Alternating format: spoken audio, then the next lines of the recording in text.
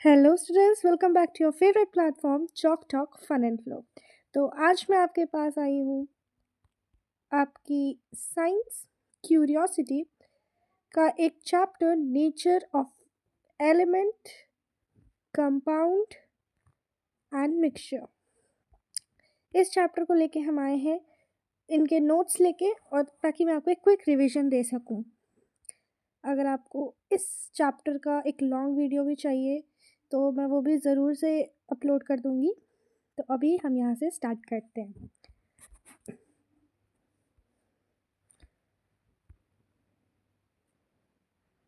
Okay, तो ये एक हैंड रिटन नोट्स है, जैसा कि मैंने बता दिया है, and this note is written by me. Okay, चलिए स्टार्ट करते हैं। सबसे पहले हम पढ़ेंगे मिक्सचर के बारे में कि what is actually mixture. When two or more substances are mixed together where each of them retain its property is called mixture। क्या कह रहा है कि जब दो या दो से ज़्यादा चीज़ों को हम साथ में मिलाते हैं, जहाँ पे वो सब अपनी अपनी प्रॉपर्टी के साथ रहते हैं, उसे हम कहते हैं मिक्सचर। ठीक है, उसके बाद मिक्सचर हमारे पास दो तरीके के होते हैं, एक यूनिफॉर्म और एक नॉन यूनिफॉर्म। तो सबसे पहले हम पढ़ेंगे नॉन यूनिफॉर्म मिक्सचर के बारे में। Such mixture where the different components are generally visible by our naked eyes or magnifying glasses are called non-uniform mixture। अब नॉन यूनिफॉर्म मिक्सचर क्या होता है?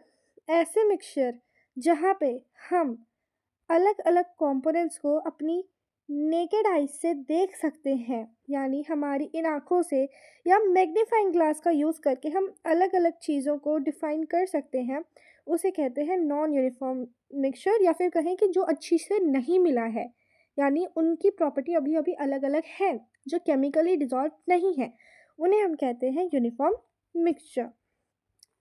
और वहीं पे हमारा दूसरा पॉइंट है, वो क्या है? वो है uniform mixture. Now uniform mixture क्या होता है? सच mixtures where the components are equally distributed and can't visible are called uniform mixture। अब ये क्या कह रहा है कि ऐसे मिक्सचर्स जहाँ पे जो हमारे कंपाउंड होते हैं, सॉरी कंपोनेंट्स होते हैं, कंपोनेंट यानी जैसे कि हम मान लें एक एग्जांपल के तौर पे पोहा। पोहा बनाने के लिए, या फिर हम बोले कि स्प्राउट सैलेड, चलो ये थोड़ा इजी रहेगा। स्प्राउट सैलेड बनाने के लिए हमें कुछ कुछ कंपोनेंट्स चाहिए होते हैं। कंपोनेंट्स, उस स्प्राउट सैलेड के कंपोनेंट्स क्या क्या हो जाएंगे? स्प्राउट्स यानी मूंग। ओके, मूंग। उसके बाद इसमें कई लोग मिर्ची डालते हैं, प्याज डालते हैं, नमक और ऐसी अलग अलग चीज़ें जो भी आप उसमें डालते हो, तो वो सारे उस मिक्सचर के कंपोनेंट्स हो जाते हैं। तो यही कंपोनेंट होता है। ठीक है, कंपोनेंट। अब अगर मैं आपकी बुक की भाषा एनसीईआरटी के हिसाब से बोलूँ तो कंपोनेंट क्या है?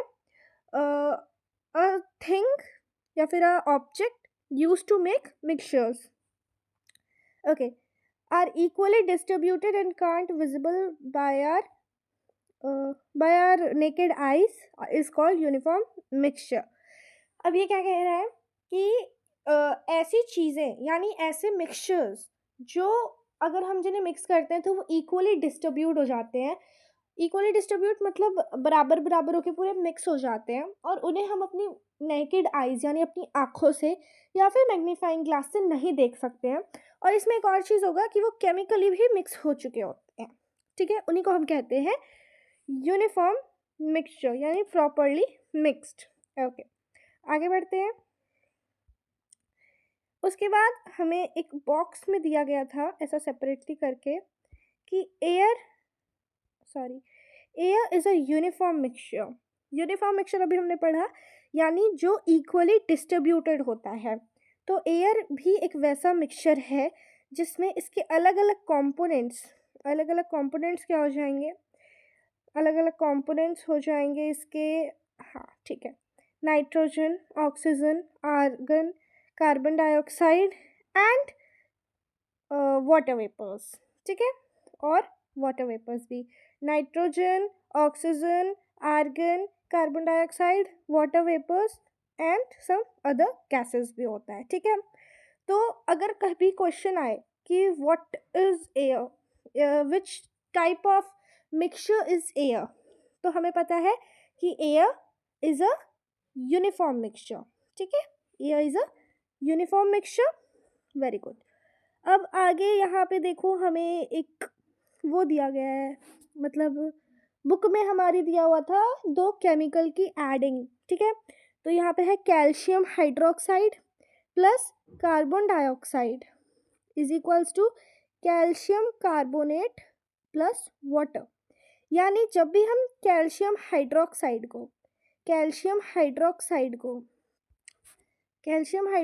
को जब भी हम CO2 यानी कार्बन डाइऑक्साइड से मिलाते हैं तो हमारे पास क्या बन के आ जाता है, तो हमारे पास आ जाता है कैल्शियम कार्बोनेट और वाटर। अब अगर आपको याद हो तो आपने एक एक्सपेरिमेंट किया था। कैल्शियम हाइड्रोक्साइड क्या होता है पहले ये देख लेते हैं। तो कैल्शियम हाइड्रोक्साइड होता है लाइम वाटर, नींबू का पानी, नींबू का रस। अगर हम नींबू के रस को पेट्री डिश में रख के, अगर आपको याद हो पेट्री डिश हमने सेकेंड चैप्टर में पढ़ा था, जहाँ पे हम यूज़ किया करते थे प्याज के छिलकों का या फिर ऐसी किसी चीज़ों का, उनके ऊपर सैफरन डाल के उनको टेस्ट करते थे, उनके सेल्स देखते थे। वो छिलके हम कहाँ रखते थे, पेट्री डिश पे रखते थे और फिर हम उन्हें माइक्रोस्कोप की हेल्प से जूम करके देख लेते थे। तो वही यहाँ पे कह रहा है कि मान लीजिए आपने कैल्शियम हाइड्रोक्साइड का एक एग्जांपल है लाइम वाटर। तो जब आप कैल्शियम हाइड्रोक्साइड को एक पेट्री डिश में मान लीजिए छोड़ के रख देते हैं कुछ घंटों तक, तो एयर में तो कार्बन डाइऑक्साइड प्रेजेंट होती है जैसे कि हमने पढ़ा है।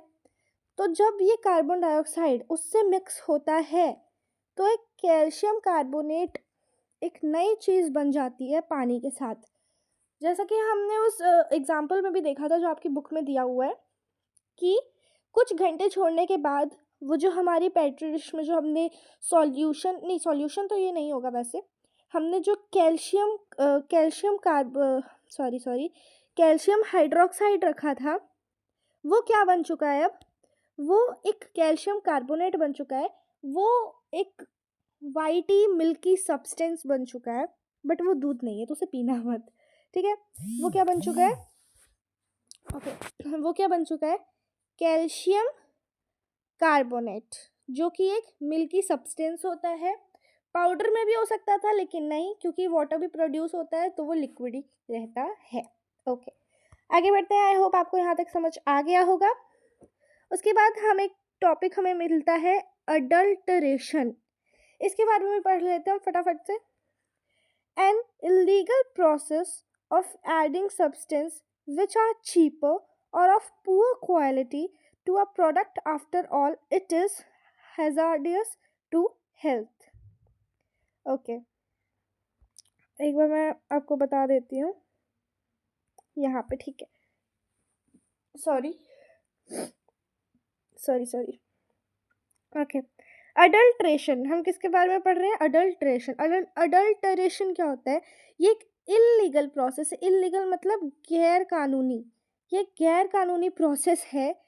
Adding substances which are cheaper और इन पुअर क्वालिटी, यानी अडल्टरेशन एक ऐसा प्रोसेस है, एक ऐसा इलीगल प्रोसेस है जिसमें जो जैसे हम कुछ ऐड करते हैं ना सॉल्यूशन बनाने के लिए, तो उस सॉल्यूशन में आप चीपर यानी सस्ता और गंदी क्वालिटी का सामान ऐड करते हो, जो कि एक इलीगल काम है, उसी को कहते हैं हम adulteration to a product. After all it is hazardous to health, ठीक है। मतलब कि जब हम ऐसी इलीगल प्रोसेस को यूज़ करके चीपर या फिर पुअर क्वालिटी का सब्सटेंस एक प्रोडक्ट में क्या करते हैं, मिक्स करते हैं, तो वो क्या हो जाता है, वो बन तो जाता है, हमारा प्रोडक्ट अच्छा खासा बन जाता है, महंगा भी बिकेगा ऑफ कोर्स, लेकिन वो हाजर्डियस यानी बहुत ही ज़्यादा ख़राब होता है हेल्थ के लिए। हाजर्डियस मतलब हम क्या समझ रहे हैं यहाँ पे, बहुत ही ज़्यादा खतरनाक, बहुत ही ज़्यादा भयंकर, बहुत ही ज़्यादा ख़राब। ठीक है, आई होप आपको एडल्ट्रेशन का भी मतलब समझ आ गया होगा। एक बार मैं फिर से बता देती हूँ, एडल्ट्रेशन मतलब क्या होता है। एडल्ट्रेशन मतलब एक ऐसा इलीगल प्रोसेस, यानी एक ऐसा गैरकानूनी तरीका, प्रोसेस जिसमें हम सस्ते या फिर गंदी क्वालिटी, कम क्वालिटी का सामान यूज़ करते हैं कुछ बनाने के लिए, जो कि हेल्थ के लिए बहुत ही ज़्यादा हार्मफुल होता है, बहुत ही ज़्यादा ख़राब होता है। ठीक है, ओके। अगर आपको अभी भी आई होप समझ आ गया होगा, बट इफ़ नॉट, इस पॉइंट को, इस पार्ट को एक बार फिर से देख लीजिएगा, आपको पक्के से समझ आ जाएगा। Okay, now elements, substance that cannot be further broken into simpler substances, यानी एक ऐसा सब्सटेंस, एक ऐसा सब्सटेंस जिसे हम सिंपलर सब्सटेंस में ब्रोक नहीं कर सकते, तोड़ नहीं सकते, उसे क्या कहते हैं, एलिमेंट। ठीक है, या फिर मैं अगर यहाँ सब्सटेंस वर्ड हटा दूँ, कन्फ्यूजन क्रिएट हो रहा होगा इसीलिए, तो हम बोलेंगे objects that can not be broken into simpler substance is called elements. ठीक है, तो अगर आपको कभी एक क्वेश्चन आ जाए कि कभी एग्ज़ाम में या टेस्ट में या ओरली कभी भी, इफ़ कि व्हाट इज़ एलिमेंट्स, तो एक सिंपल आंसर हो जाएगा ऑब्जेक्ट्स या सब्सटेंस, कुछ भी लिख सकते हैं। ठीक है, that cannot be broken into simpler substance is called element. Okay, very good. अब एलिमेंट होते हैं हमारे दो तरीके के, फिर से जैसे हमारे मिक्सचर दो तरीके के होते हैं, वैसे ही एक होता है प्योर एलिमेंट और एक होता है इम्प्योर एलिमेंट।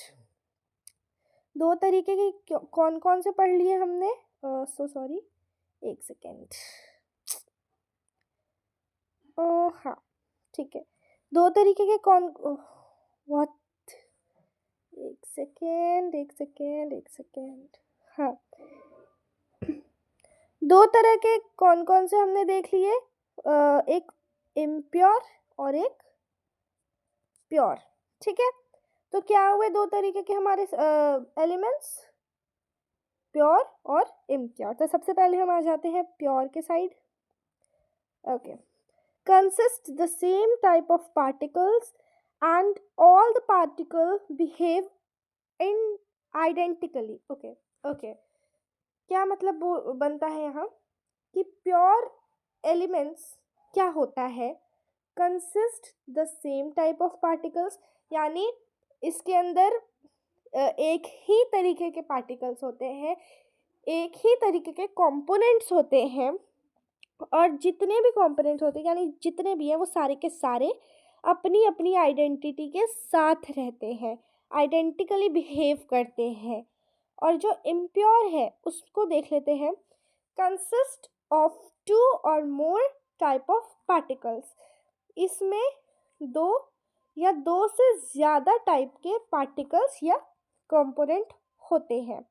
फिर से मैं इसको बोलूँगी कि ये क्या होता है, ये एक इम्प्योर एलिमेंट है, यानी ये एक केमिकली बेस्ड एलिमेंट होगा, केमिकली बेस्ड एलिमेंट होगा। तो अगर एक बार एलिमेंट वाले पार्ट को हम फिर से देखें तो शुरू से शुरू करेंगे। What is element, element is a object, या फिर मैं बोलूँ object that can not be broken into simpler substances is called element. एक ऐसा ऑब्जेक्ट जिसे हम छोटे छोटे पीसेस में या फिर जिसे हम और छोटा नहीं तोड़ सकते उसे हम कहते हैं एलिमेंट। इसके होते हैं दो दो टाइप्स, एक प्योर और एक इम्प्योर। प्योर एक ही तरीके के सेम पार्टिकल से बना हुआ एक एलिमेंट होता है जिसमें सब अपनी अपनी आइडेंटिटी के साथ रहते हैं। और जो इम्प्योर होता है, जो इम्प्योर सब्सटेंस होता है, सॉरी इम्प्योर एलिमेंट होता है, वो कहता है कि वो दो या दो से ज़्यादा तरीके के पार्टिकल से बने होते हैं। Okay, nice nice, very good. उसके बाद हमारे पास, जैसे कि ऊपर आया था एयर के बारे में, अब आ गया हमारे पास किसके बारे में, वाटर के बारे में। पढ़ लेते हैं एक बार कि अब ये वाटर के सॉरी सॉरी कि अब ये वाटर के बारे में क्या कहना चाह रहे हैं, है ना। चलो, water is consist of two different constituents, hydrogen and oxygen. अब ये कह रहे हैं कि जो हमारा वाटर है वो भी एक एलिमेंट है। Water is also a element, but which type of element, pure हुआ या इम्प्योर हुआ, तो ये हुआ एक, आगे बढ़ते हैं, आगे बढ़ने वाले हैं, प्योर है या इम्प्योर है, आपको गेस करते रहना है। And if you get it, comment it down फटाफट से, ठीक है। तो सबसे पहले तो लिखा है यहाँ पे कि water is consist of two different constituents. सबसे पहले इसने तो इम्प्योर वाली अपनी पहचान दे रहा है, ये कि ये दो कंपोनेंट, दो पार्टिकल या दो कंस्टिट्यूएंट से मिलके बना हुआ है। और वो दो क्या है, हाइड्रोजन और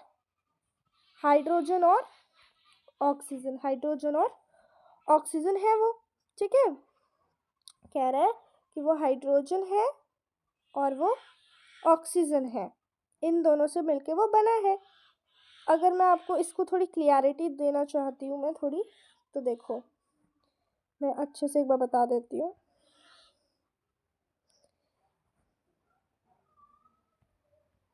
एक सेकेंड, ठीक है। तो देखो, ये जो पिंक वाली चीज़ है, ये क्या है, ये है हमारा वाटर, मान लेते हैं इसे, वाटर मान लेते हैं। मैं इसका यहाँ पे केमिकल नेम्स लिख लेती हूँ एक बार। अरे रे रे, बहुत पंगा हो रहा है, अरे just a second guys. Okay okay okay okay okay, हो गया फटाफट से, यस। तो ये है हमारा वाटर, ठीक है, ये है हमारा हाइड्रोजन और ये है हमारा ऑक्सीजन। ऑफ कोर्स पूरा अलग है, बिल्कुल अलग है जी। इन दोनों को जब हम मिक्स करते हैं, दो अलग अलग कंपाउंड्स को, तो ये एक एलिमेंट बनाता है, and that element is water. I hope आपको समझ आ गया होगा। अब यहाँ नीचे हमें फिर से एक केमिकल वो दिया हुआ है, वो क्या, वो दिया हुआ है, ठीक है। तो हम उसे पढ़ लेते हैं। वाटर, हाइड्रोजन, अच्छा ओके, यहाँ दिया हुआ है कि वाटर क्या चीज़ से बना है, ठीक है। वाटर हमारा बना है हाइड्रोजन प्लस ऑक्सीजन से। वाटर का अगर हम देखें केमिकल फॉर्म क्या होता है, H2O, ठीक है। हाइड्रोजन को हम कहते हैं 2H और ऑक्सीजन को O2। तो अगर हम इस 2H और O2 को देखें तो ये साथ में H2O बनता है, जो कि वाटर है, ठीक है। ओके, आगे बढ़ते हैं। अब आगे आपकी बुक का एक एक्सपेरिमेंट दिया हुआ है, जो एक्सपेरिमेंट आई होप आपने अपनी स्कूल में आपकी मैम ने किया होगा, आपने करवाया होगा, या आपने खुद से भी ट्राई किया होगा। नहीं किया है तो कोई बात नहीं, यहाँ हम बिना एक्सपेरिमेंट किए ही उस एक्सपेरिमेंट को बहुत अच्छी तरीके से समझने वाले हैं। तो जैसा कि हमने अभी पढ़ा कि जो हमारा वाटर है, ये क्या दो दो चीज़ों से मिलके बना है, हाइड्रोजन और ऑक्सीजन। हाइड्रोजन और ऑक्सीजन से बनके ये मिलके ये बना है। तो हाइड्रोजन का काम क्या है, एक सेकेंड, सॉरी ओके, हमारी जो एक्सपेरिमेंट है वो क्या कहता है कि हमने एक पानी लिया एक जगह पे, ठीक है, एंड हमने उसमें से ऑक्सीजन और हाइड्रोजन को अलग अलग कर लिया, ऑक्सीजन और हाइड्रोजन को अलग अलग कर लिया और इनको अलग अलग बीकर्स में भर लिया, ठीक है। अब हमें पता करना है कि इसमें से कौन सा हाइड्रोजन है और कौन सा ऑक्सीजन है। हमें नहीं पता है, गैस तो सेम ही दिखती है, हमें क्या पता कौन सा क्या है। क्या करेंगे, हम एक बर्निंग कैंडल उठा लेंगे। देखो दोनों प्रॉपर्टी है, दोनों साइड में मैंने लिखा है एक बर्निंग कैंडल हमें चाहिए। फ्लेम के पास लेके मत चले जाना, तुम्हारा घर ना उड़ जाए कहीं, ठीक है। गैस स्टोव के पास मत लेके चले जाना, बर्निंग कैंडल काफ़ी है। तो हम लेंगे एक बर्निंग कैंडल, ठीक है। और इसमें इसको हम दोनों बीकर के पास लेके जाएंगे। मान लो हम पहले लेके गए हाइड्रोजन वाले बीकर के पास और फिर ऑक्सीजन वाले बीकर के पास। तो कुछ बीकर के पास, यानी ये नहीं कि ऐसे बीकर है यहाँ पे फ्लेम लेके जा रहे हो, नहीं। बीकर है, फ्लेम यहाँ लेके जाना उसके मुंह के पास जहाँ से वो गैस निकल रही होगी, ठीक है। तो जब हम हाइड्रोजन वाली बीकर के पास वो लेके जाएंगे तब हमें वहाँ से एक पॉप साउंड सुनने को मिलेगा और वो जो हमारी फ्लेम होगी वो क्या हो जाएगा, उस फ्लेम का वो फ्लेम बुझ जाएगी पॉप साउंड के साथ। लेकिन जब हम उसे ऑक्सीजन के पास लेके जाएंगे तो जो फ्लेम है वो और ब्राइटर हो जाएगा। ऐसा क्यों होगा? क्योंकि हमें पता है कि ऑक्सीजन जो है वो आग को बढ़ावा देता है, वो फ्लो देता है फायर को, और जो हाइड्रोजन है वो तो भैया आग से मिलकर धमाका ही कर देता है। बट क्या आपको पता है कि जब हाइड्रोजन और ऑक्सीजन को मिलाते हैं तो क्या बनता है? ये बात मैं आपको इस वीडियो के एंड में बताऊंगी। And if you know comment it down फटाफट से, ठीक है।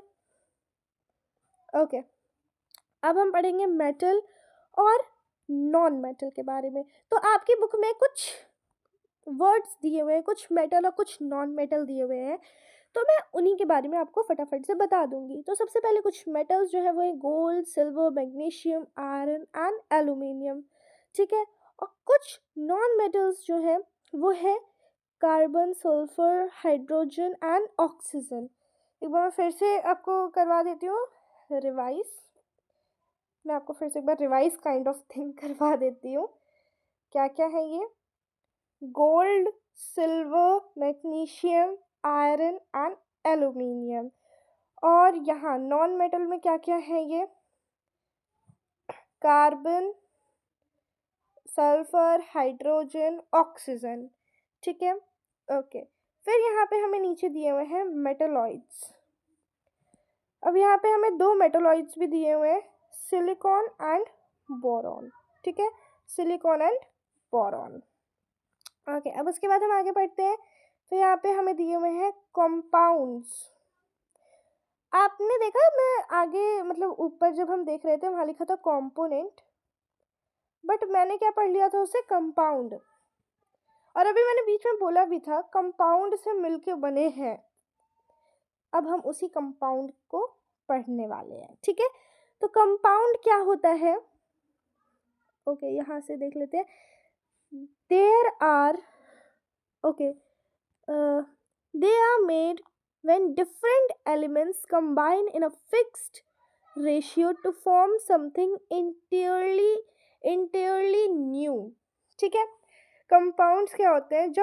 दो जब दो या दो से ज़्यादा अलग अलग, यहाँ लिखा है ना डिफरेंट एलिमेंट कंबाइन, अलग अलग एलिमेंट्स मिलते हैं तो एक, क्यों मिलते हैं? एक एकदम नई चीज़ बनाने के लिए मिलते हैं, तो उसे हम कहते हैं कंपाउंड। यहाँ पे वाटर एक हमें दिया हुआ है। अच्छा, वाटर एक कंपाउंड है या एक एलिमेंट है? ये आप कमेंट में बता दो फटाफट से, ठीक है। मैं वेट कर रही हूँ 5 सेकंड तक। फटाफट से कमेंट में जाओ और लिख दो कि वाटर, और नहीं वाटर ही, हाँ सॉरी, वाटर एक कंपाउंड है या एक एलिमेंट है? 5, 4, 3, 2,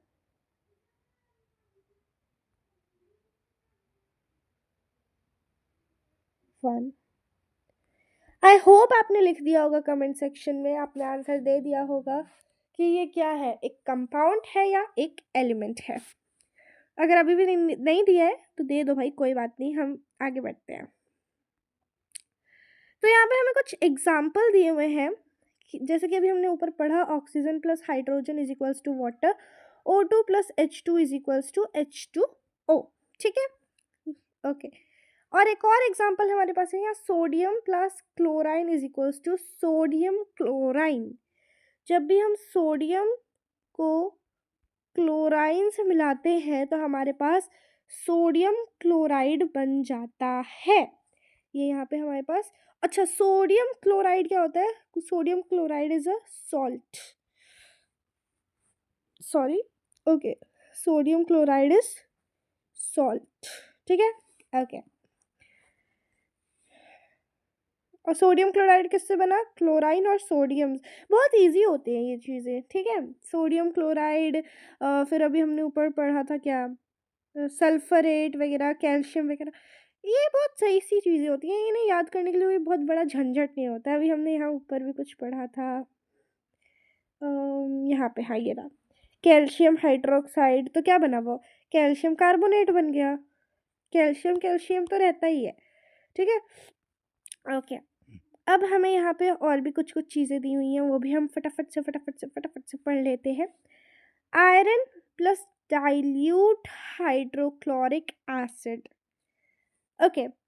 डाइल्यूट और डाइल्यूट और एक और हमारे पास एक टर्म यूज़ किया जाता है, कंसनट्रेटेड। डाइल्यूट और कंसनट्रेटेड क्या होता है ये हम नेक्स्ट चैप्टर में तो वैसे पढ़ने ही वाले हैं, बट अब जब यहाँ पे एक वर्ड आ ही गया है हमारे पास, डाइल्यूट, तो मैं बता ही देती हूँ कि what is actually dilute. Dilute यानी किसी भी, जब हम, ओ सॉरी सॉरी सॉरी, जब हम किसी भी एसिड में या फिर किसी भी सब्सटेंस में, जो हमारा सब्सटेंस होता है, मान लीजिए ये हमारा सब्सटेंस है, इस सब्सटेंस से ज़्यादा हमारे पास उसमें लिक्विड प्रेजेंट होता है, उससे ज़्यादा हमारे पास पानी प्रेजेंट होता है, जिससे हमारे सब्सटेंस की मात्रा कम हो जाती है, कम हार्मफुल हो जाता है, उसे हम कहते हैं डाइल्यूट, ठीक है, okay. Iron chloride plus hydrogen gas, क्या बोला इसने कि iron plus dilute hydrochloric acid क्या बन जाता है? Iron chloride plus hydrogen gas बन जाता है। आपको मैं एक सजेशन देना चाहूँगी कि आप ये जो चीज़ें लिखी हुई हैं यहाँ पे, इन्हें एक बार याद कर लेना, ठीक है, आपके लिए आई थिंक ये सही होगा, पेपर में ये आ सकता है। सॉरी, ये मेरी एक पर्सनल एडवाइस होगी आप सभी के लिए, आप इसे याद कर लीजिएगा, ठीक, ओके। नीचे दिया हुआ है iron sulphide plus dilute hydrochloric acid क्या बन जाएगा? आयरन क्लोराइड और हाइड्रोजन सल्फाइड। यानी अगर हम आयरन को मिलाएं या आयरन सल्फाइड को मिलाएं, हमारे पास आयरन क्लोराइड तो रहेगा ही। आयरन क्लोराइड प्लस हमारे पास यहाँ बना था हाइड्रोजन गैस, यहाँ बन गया हाइड्रोजन सल्फाइड। उसके बाद हमारे पास अब आता है हमारा एक और बहुत ही महत्वपूर्ण टॉपिक, जो कि है हमारा minerals. Natural solid substances that found on the earth crust. Crust यानी अर्थ की जो सबसे टॉप मोस्ट लेयर होती है, उसे हम क्या कहते हैं? क्रस्ट कहते हैं। तो कुछ ऐसे natural solid substance, I hope you are getting my point, कि जो नेचर से मिलते हैं हमें, वो जो अर्थ की क्रस्ट पर रहते हैं, natural solid substances found on earth लिखा है यहाँ पे बस, लेकिन यहाँ अर्थ क्रस्ट होगा, earth crust is called minerals.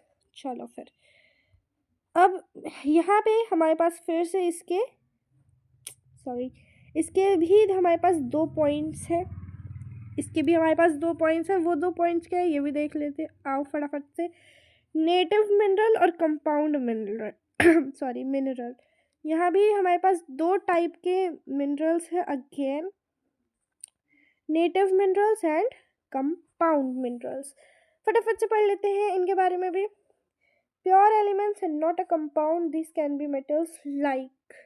Native minerals क्या होते हैं? जो प्योर एलिमेंट्स होते हैं, एंड नॉट अ कंपाउंड यानी एलिमेंट्स हमने पढ़ा सिर्फ एक तरीके के पार्टिकल से मिलके बनते हैं, तो नेटिव मिनरल भी प्योर एलिमेंट्स होते हैं बट कंपाउंड नहीं होते हैं। इन तरीके के मेटल को हम क्या कहते हैं? Gold, silver, copper and etcetera, या फिर कुछ नॉन मेटल जैसे कि सल्फर या कार्बोनेट। क्या पढ़ा हमने कि ये जो हमारे नेटिव मिनरल्स होते हैं ये मोस्टली मेटल्स होते हैं, मेटल या नॉन मेटल होते हैं, like gold, silver, copper etcetera, and non metals like sulphur, carbon and etcetera. और कंपाउंड मिनरल्स क्या होते हैं हमारे, अब हम ये पढ़ लेते हैं फटाफट से। Made up of more than one element and they include quartz, calcite, mica, pyroxene, talc and olivine. Okay, अब ये क्या है, made up of more than one element, यानी ये कंपाउंड हो गए। और ये क्या इंक्लूड करते हैं, यानी इनके एग्जांपल क्या हो जाएंगे, क्वार्टज, क्वार्टज एक घड़ी की कंपनी भी होती है, उस घड़ी की कंपनी के अंदर क्योंकि घड़ी में क्वार्टज नाम का मिनरल यूज़ किया जाता है, कैलकाइट, मिका, पायरोक्सिन, टाक, ऑलिविन। आपने टाक पाउडर ज़रूर सुना होगा, यानी वो पाउडर जिसे हम अपनी फेस पे यूज़ करते हैं। ओके, अब हमारा नेक्स्ट टॉपिक आ रहा है मेटल। अच्छा, मैं आपको एक चीज़ बताना भूल गई। अगर आपको ये जो हमारे मिनरल्स हैं ये कहाँ पे, कब और कैसे यूज़ किए जाते हैं ये जानना है तो कमेंट कर दीजिएगा, मैं आपको फटाफट से बता दूंगी, ठीक है, अच्छे से एकदम एक्सप्लेन करके। ओके, नेक्स्ट टॉपिक आ गया हमारा मैटर। मैटर क्या होता है अब, everything that has mass and takes space is called matter. Elements and compounds are the building क्या लिखा है ये, building blocks, अच्छा, building blocks of matter.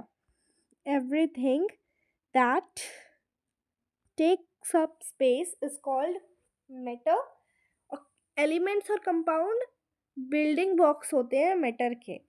आप, आई होप आपको समझ आ रहा होगा कि कोई भी चीज़ जिसके पास मास होती है, यानी उसका कोई खुद का वेट होता है और वो स्पेस लेता है, यानी जैसे इतना बड़ा कोई है हमारा मैटर, तो वो अगर इतनी जगह ले रहा है, मतलब समझ रहे हो ना, वो स्पेस ऑक्यूपाई कर रहा है, इसका मतलब है कि वो क्या है, एक मैटर है। और जो एलिमेंट और कंपाउंड होते हैं, एलिमेंट और कंपाउंड से ऐसे ऐसे मिल मिल के बॉक्स बॉक्स बन बन के क्या बनता है, मैटर बनता है। ओके, अ स्टेप फर्दर, अब हम एक स्टेप आगे बढ़े अपनी जिंदगी का, नहीं अपनी एनसीईआरटी बुक का। आयरन, निकल, chromium and a small amount of carbon. Iron, निकल, क्रोमियम और स्मॉल अमाउंट ऑफ कार्बन को जब हम mix mix mix mix mix mix mix mix करते हैं तो हमारे पास एक बहुत ही गजब का सामान प्रकट हो जाता है, विच इज, यहाँ पे देख लो फटाफट से, विच इज, सोचो सोचो सोचो सोचो सोचो, विच इज स्टेनलेस स्टील। जी हाँ, बिल्कुल सही सुना आपने। जब भी हम आयरन, निकल, क्रोमियम और एक स्मॉल अमाउंट ऑफ कार्बन को मिलाते हैं तो हमारे पास तैयार हो जाता है स्टेनलेस स्टील। तो अब हम पढ़ेंगे ब्रास एंड ब्रोंज के बारे में कि ब्रास और ब्रोंज कैसे बनते हैं। तो जब भी हम कॉपर और जिंक को मिलाते हैं तो ब्रास बनता है, और कॉपर और टीन को मिलाते हैं तो ब्रोंज बनता है, ठीक है। ओके, आगे बढ़ते हैं। Two or more such atoms combine and form a molecule. Sorry जी, ठीक है।